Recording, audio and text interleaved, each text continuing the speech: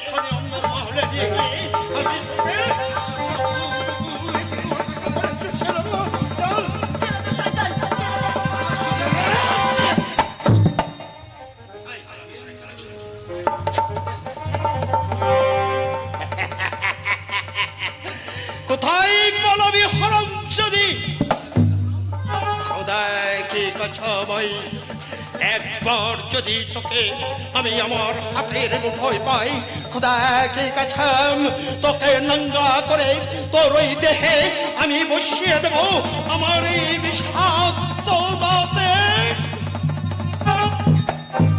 কামড়।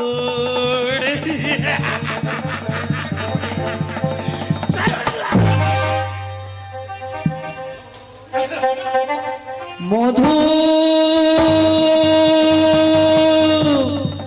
মধু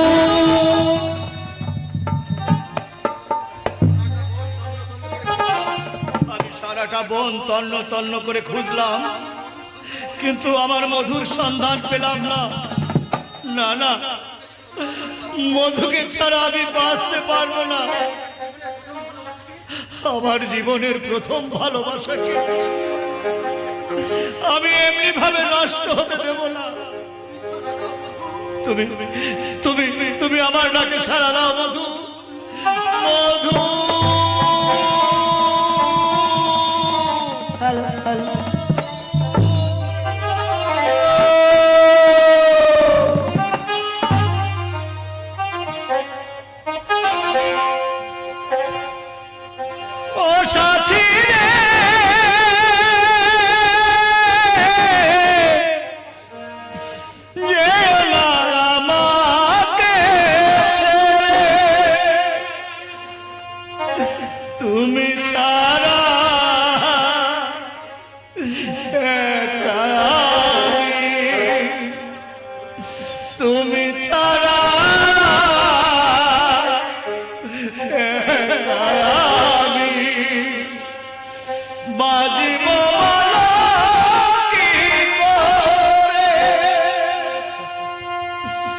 সাথী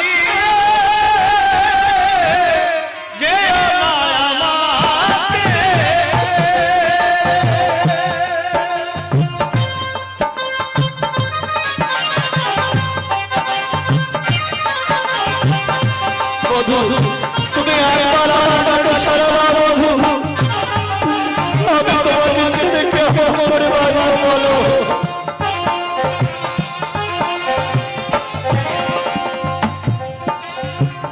যুগ যুগ ধরে তোমাকে চেয়েছি, জীবনে মরণে তোমাকে পেয়েছি।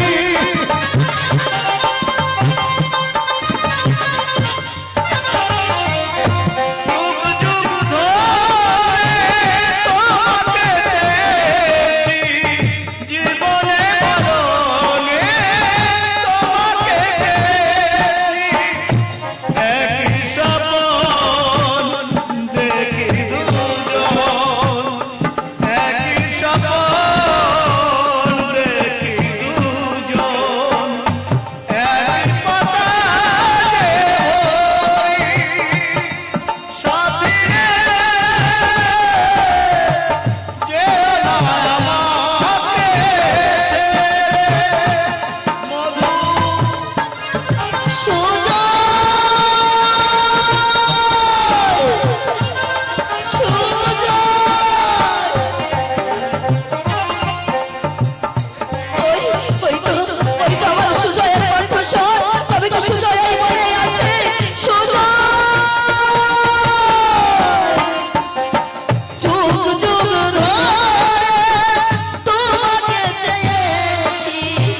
জীবনে মরণে তোমাকে পেয়েছি।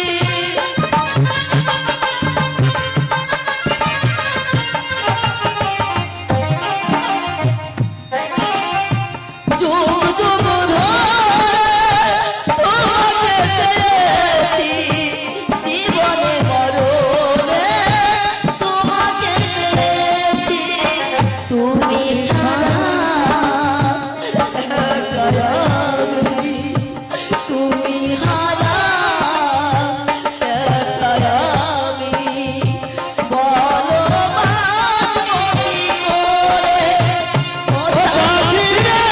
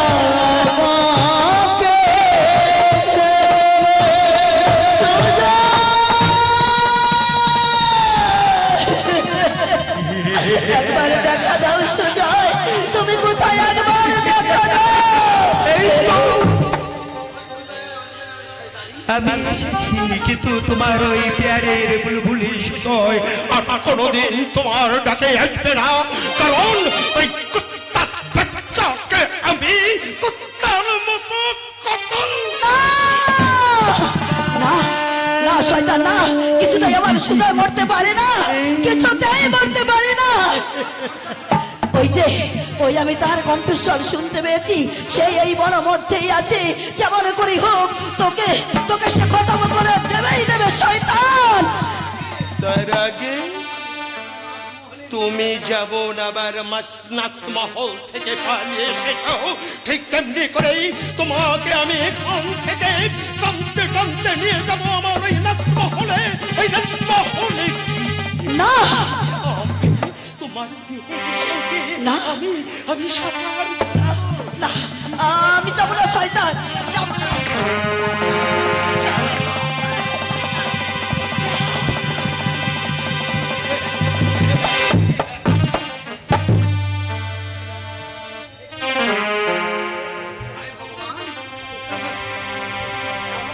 হায় ভগবান, চারিদিকে যুদ্ধ আর যুদ্ধ।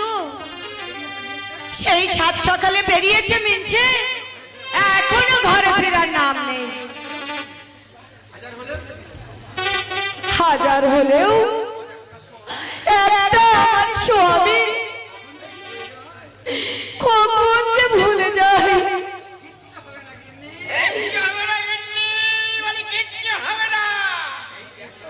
এই দেখো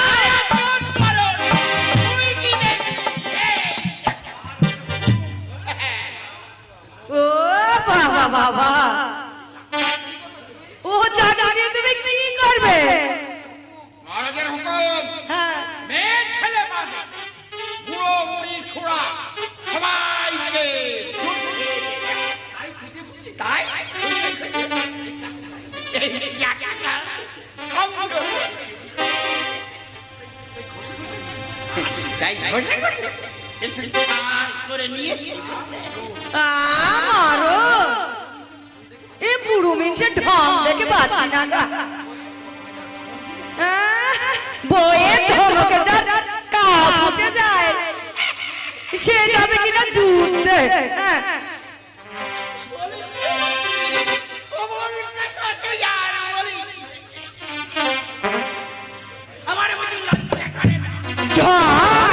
যত ঢং দেখো বুড়ো বয়সে। তুমি কিন্তু আমার নামে অপমান করতে কেননি। হ্যাঁ, খবরদার ওই বুড়ো বুড়ো করো না। বুড়োরে বুড়ো বলবো না তো আমি কি বলবো? শোনো, বুড়ো হলে কি হবে? এই বুড়ো হাড়া ও বাবা বাবা বাবা, তা কোথাছে? তাই যদি থাকতো না, তাহলে ওই ঘন ঘন ওই চাঁদুর মায়ের বাড়িতে তুমি যেতে না, বুঝেছো? লবে লজ্জ বেহায়া। যেখানে ভাগের ভয় সেখানে রাত্রি হয়। বলি ও গিন্নি, গিন্নি, ও গিন্নি, কি হয়েছে বলি শোনো না, বলো না। বলি ওই চাদুর মায়ের বাড়িতে আর সাথে যাই, কিসের জন্য যাও? সুদের টাকা সুদের টাকা? শোনো গিন্নি, বলো। যেদিন ওই চাদুর বাবা ছাড়তে হলো না, হ্যাঁ, সেদিন এসে আমায় ধরে বসলো।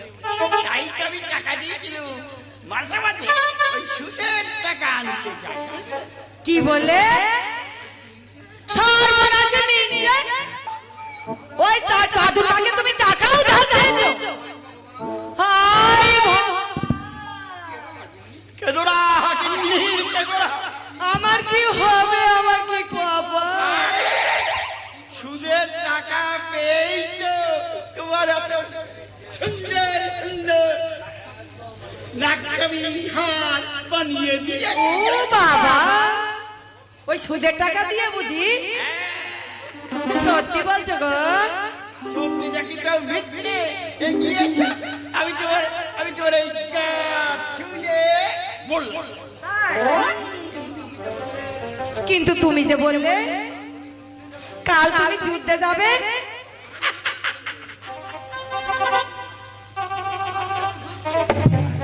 কি হলো?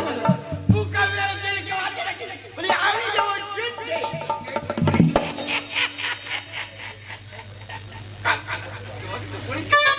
তোমাকে না একটু পরীক্ষা করে দেখলাম।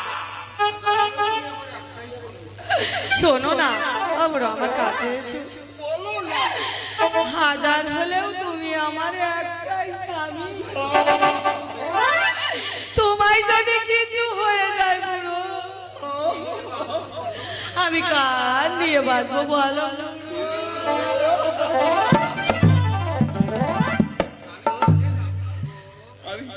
আমি তোমাকে ছেড়ে কোথাও যাবো না গো। সত্যি বলছো গো? বলছি, তবে কি জানো, ভালো আমার মনের মধ্যে বড় বুঝেছি বুঝেছি। তাই তো মনের মতো করে শুধু আমাকে নয়, এই সকলকে শুনিয়ে দাও একখানা গান। বাবুরা, সকালকে যদি শোনাতে হয় তাহলে আমি বলি, আমি সকালকে শোনাতে পারি, কিন্তু আমার একটি শর্ত আছে বুড়ো। বলবো? বলিব কুহুদের স্বামী গো, আমারে লইয়া আলাদা হইয়া যা। বলিব কুহুদের স্বামী গো, আমারে লইয়া আলাদা হইয়া যা।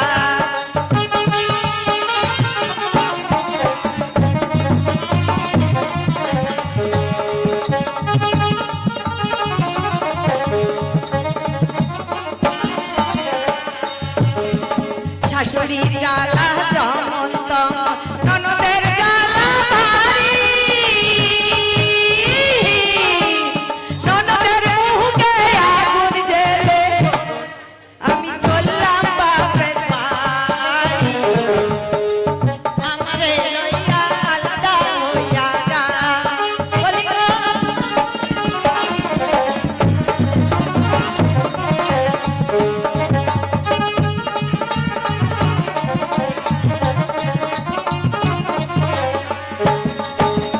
দেওরের জ্বালা যেমন তেমন ভাসুরের জ্বালা ভারী।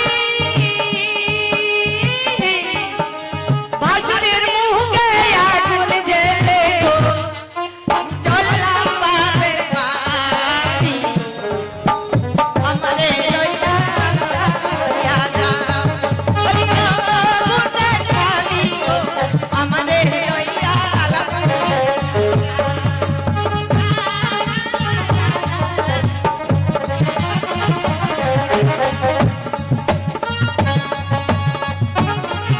বলে ও বুড়ো,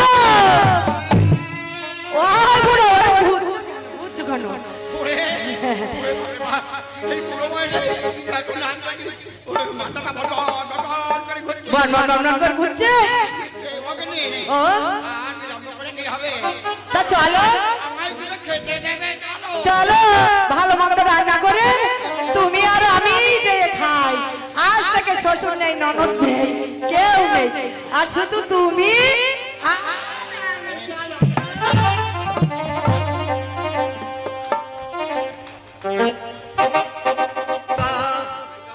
এই মান জালিম খা যে এত বড় নেমো খারাম, তা আমি স্বপ্নেও ভাবতে পারিনি। ওকে বিশ্বাস করে আমি মহা ভুল করেছি। শয়তানের এত বড় অভিসন্ধি আমি কিছুতেই বুঝতে পারিনি। কিন্তু না, আমাকে তাকে আর রেয়াত করা যাবে না। এভাবেই হোক তাকে বন্দি করে কয়েদখানায় রাখতেই হবে। কোথায় ছিল সালার সুমন্ত সেন? আর দেরি করবেন না, যেভাবে হোক ভ্রমণ করে হোক জালিম খাকে বন্দি করে কয়েদখানায় পাঠিয়ে দিন। এক্ষুনি চলে যান।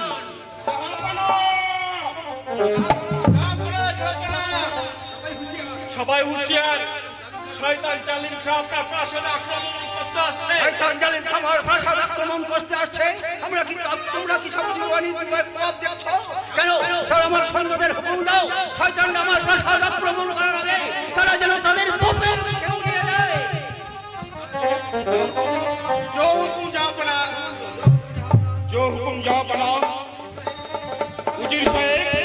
বলি আমি এই আমার গায়ে এক বিন্দু রক্ত থাকতেও আমার গায়ে এক বিন্দু রক্ত থাকতেও আমি এই পোশাককে আক্রমণ করতে দেব না। হ্যালো হ্যালো হ্যালো ব্যাস হয়ে গেছে পুরো টনটা করো ব্যাস কেটে দিয়ে হ্যালো শয়তানটাকে জিন্দা থাকতে হ্যালো দেব না। হ্যালো হ্যালো আমার হাত থেকে কেউ তোমরা জিন্দা বাঁচতেও পারবে না। বেঈমান জালিম খা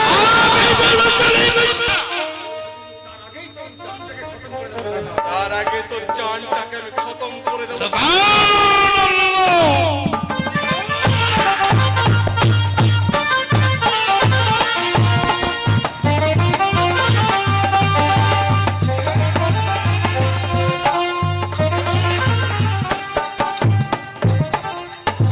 উজির সাহেব জাহাপনা,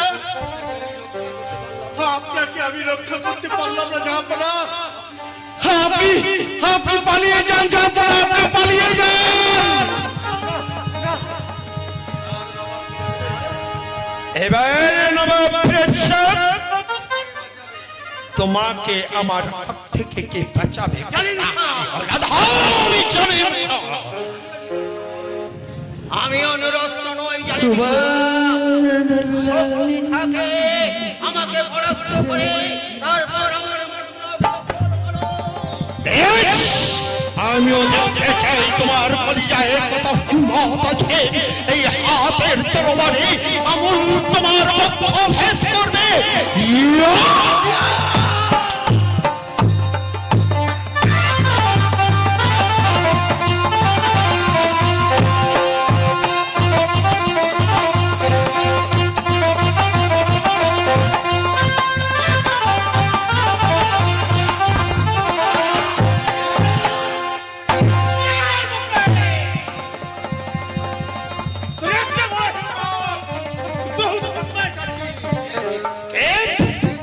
কে তোরা ভাবিস কি হলো? জম! ছেড়ে দেব। তবে তোদের দুটো জনে আমি নিয়ে নেবো রে চুলের বাচ্চা। ইয়া!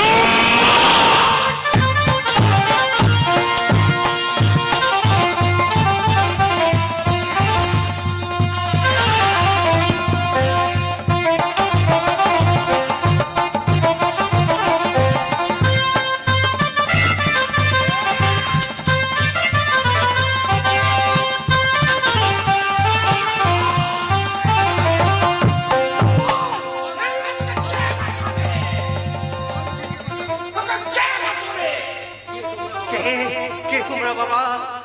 আমার মনে হয় আল্লাহ তোমাদের পাঠিয়েছে। তোমরা ইমানসানের লোক আছো। ওকে ওকে তোমরা ছেড়ো না, ওকে তোমরা কতল করো, ওকে তোমরা শেষ করে দাও।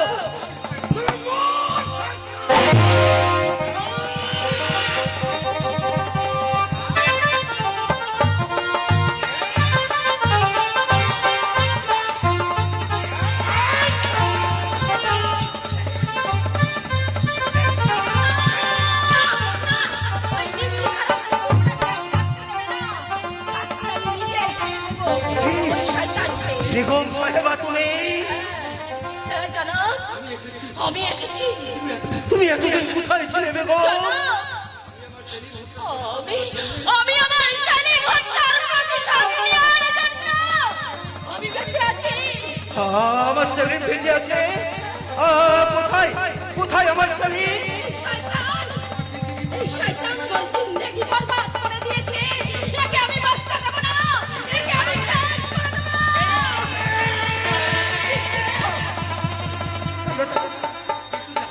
জাহাপনা, কিন্তু খোদার রহমতে আমি সব ফিরে পেয়েছি। বেগম সাহেবা আহ! আমার সেলিম বেঁচে আছে? এই যে আমার সেলিম। আমার সেলিম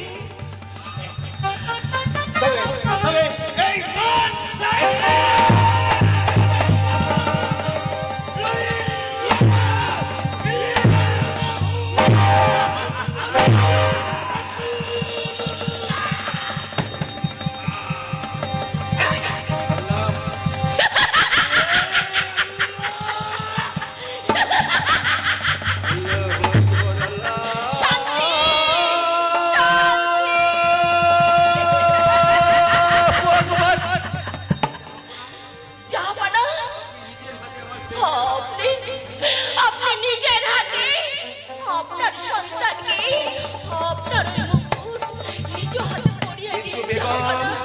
ও যে আমার পুত্র সেলিম, তার কি প্রমাণ আছে? আছে জানো? জনাব। যেদিন ঝড় তুফান হয়েছিল, আমি জঙ্গল থেকে ওকে কোলায় পাইয়া বেড়াই নিয়ে গিয়েছিলাম। আর এই বদমাই চাণক্য ও মাসুম বাচ্চাকে আঘাত করিতেছিল। আমি উহাকে বাঁচাইয়া হ্যাঁ জানাব, হ্যাঁ। আবার বেড়াই নিয়ে গেলাম। পড়া করলাম। একদিন যুদ্ধ আমি শিখাইছিলাম। তারপর যুদ্ধ খেলতে ওর হাত থেকে এই বাঁদুক পড়িয়া গেল। এতে আপনার নাম লেখা আছে বটে।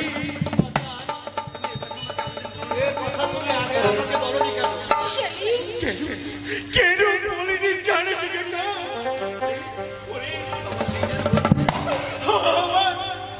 আমার নিজের বলতে আর কেউ নাই না।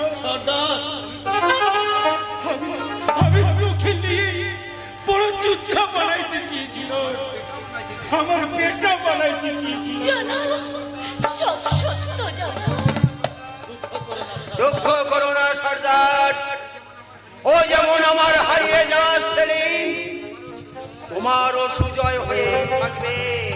সুজয়, সুজয়, কোথায় আমার সুজয়? কোথায় সুজয়? তুমি এসেছো বধূ, প্রাসাদে প্রবেশ করলে কি করে? ও আমার স্ত্রী মধুমিতা। কি মধুমিতা?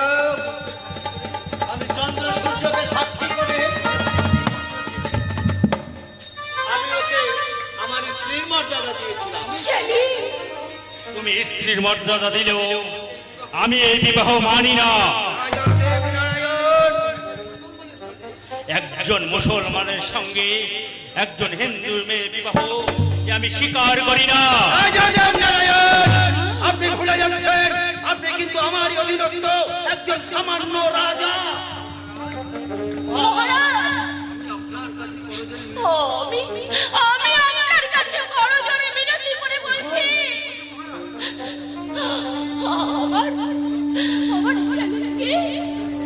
আমার সেলিমকে আপনি মেনে নিন। হ্যাঁ রাজা, আজ আমি নবাব হয়ে কথা দিচ্ছি, আমার অন্তর আপনার কোন